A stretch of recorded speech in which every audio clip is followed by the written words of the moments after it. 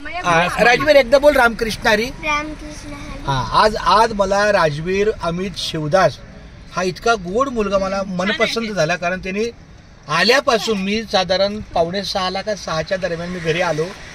आल्यापासून त्याने इतकं छान वर्तणूक, कदाचित त्याला समज होती पहिल्यापासून, पण एकंदरीत आता खूप छान पद्धतीनं तो बोलायला लागला. आणि आता गाडीमध्ये अर्धा तास झालं इतक्या सुंदर गप्पा गोष्टी केल्या.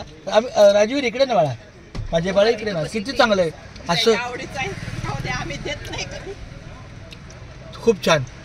राजवीर मला तू आता इतकं छान वाटतो, म्हणजे हुशार बापाचा अतिशय ब्रिलियंट मुलगा, हे तुझ्या बाबतीत वाक्य आहे. हुशार बापाचा ब्रिलियंट मुलगा, लक्षात घे. म्हणजे तुझ्या 10+ तो जास्त आहे. खरं सांगतो आहे भैया, खरंच आहे.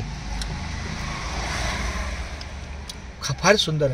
अहो त्यांनी मला असं सांगितलं की काय काय कोंबडीची चड्डी नाही घातली म्हणून अंड पडलं. काय वाड्या विठ्ठला, पण दिसत नाही त्याचा आन्सर मला पण आश्चर्य. नाही हा, एक मिनिट, धन्यवाद माझी मेघाताई. जसं त्यांनी मला सांगितलं की कोंबडीनं अंड घातलं पण खाली नाही पडलं.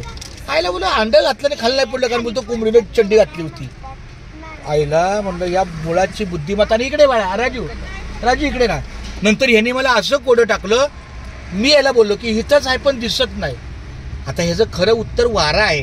हे आम्ही गेल्या 50 वर्षापासून ऐकतोय की बाबा वारा हिथंच आहे पण दिसत नाही. पण त्याने उत्तर दिलं देव. म्हणजे त्याच्या बौद्धिक क्षमतेची मला खरोखर कुशागर बुद्धीची कीव करावी वाटते की एवढं कसं काय त्याला कळलं की देव तर चराचरामध्ये बसलेला आहे.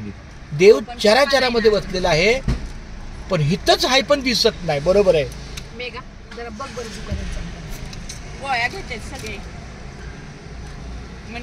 तर अशा प्रकारे राजवीरचं आज मला माझे एका नवीन मुलाचे माझी गाठभेट झाली. हा आमचा अमित शिवदासचा चिरंजीव आहे, पण तू मागच्या भेटीमध्ये थोडासा कदाचित माझी हैशाबाज कागद नाही खायचा.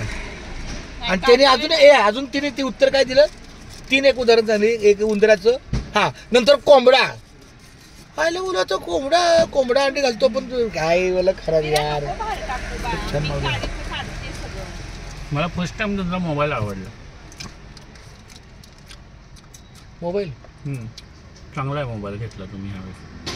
हा वय कोणी घेतला? हा का? हा मला आदित्यने दिलाय. तरी